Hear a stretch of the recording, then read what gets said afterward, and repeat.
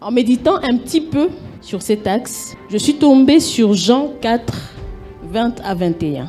Dans ce texte, le débat se fait autour de quoi? Du lieu de l'adoration.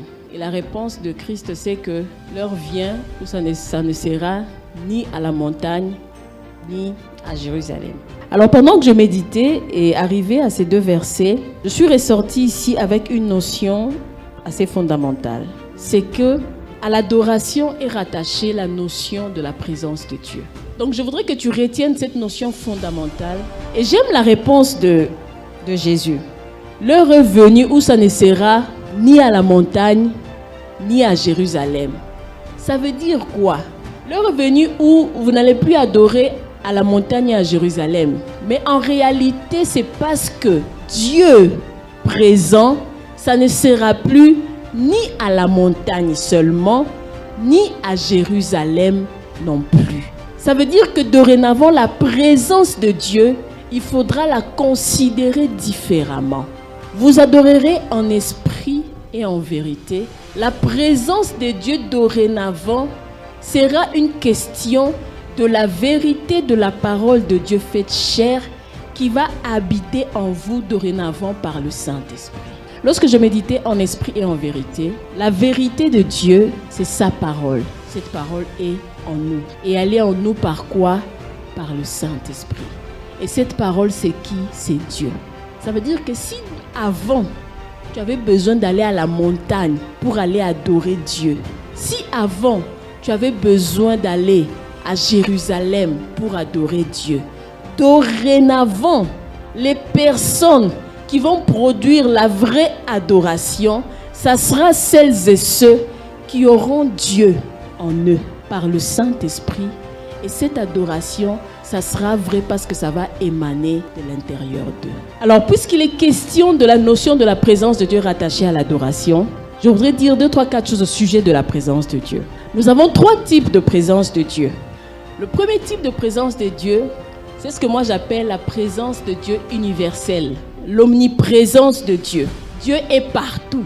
Ça veut dire que même celui qui n'a pas accepté Christ dans sa vie comme Seigneur et Sauveur bénéficie des grâces de cette présence-là universelle de Dieu. Mais j'ai aimé un truc que le Saint-Esprit m'a dit. Cette présence-là de Dieu est rattachée à la présence du parvis. Le deuxième type de présence de Dieu, j'appelle ça la présence incarnée de Dieu. Dès le jour où tu acceptes Christ comme Seigneur et Sauveur dans ta vie, cette présence-là vient habiter en toi. Vous transportez Dieu en vous.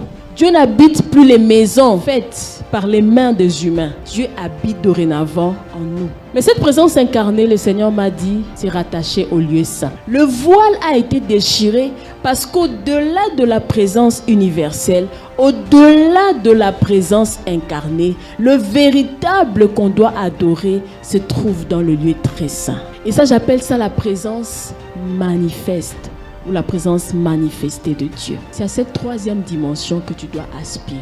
Ton adoration ne sera vraie que si tu es dans cette 3e dimension. La présence manifestée de Dieu, c'est cette présence où Dieu manifeste qu'il est là. Lorsque nous sommes dans la dimension de la présence manifestée, Dieu ne reste pas insensible.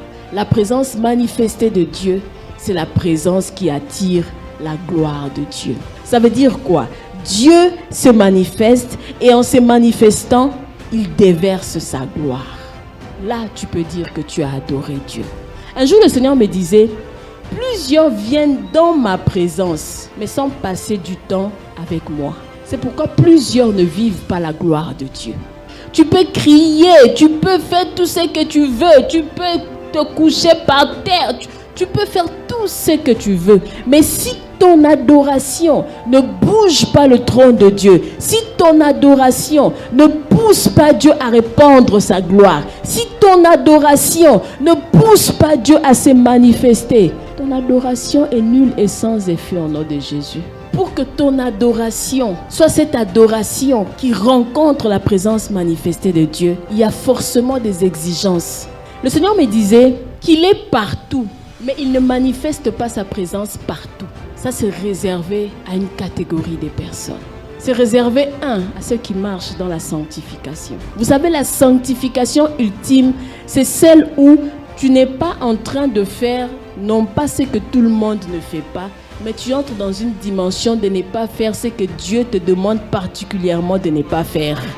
Comment tu te conduis? Toi qui t'appelles adorateur, en réponse à l'appel de Dieu. Il dit, Seigneur, je vais répondre par mon adoration. Comment tu te conduis quand tu sors de ces 4 murs?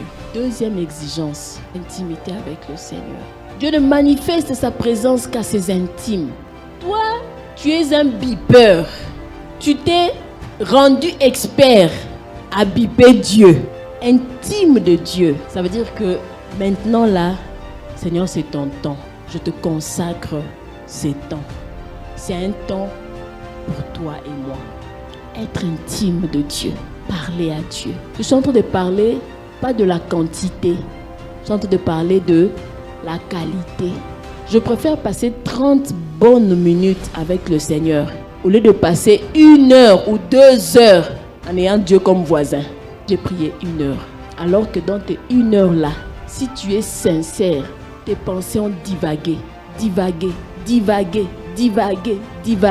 c'est ça, prends 10 bonnes minutes. Discipline-toi. Ça, c'est les 10 minutes que je vais passer avec le Seigneur.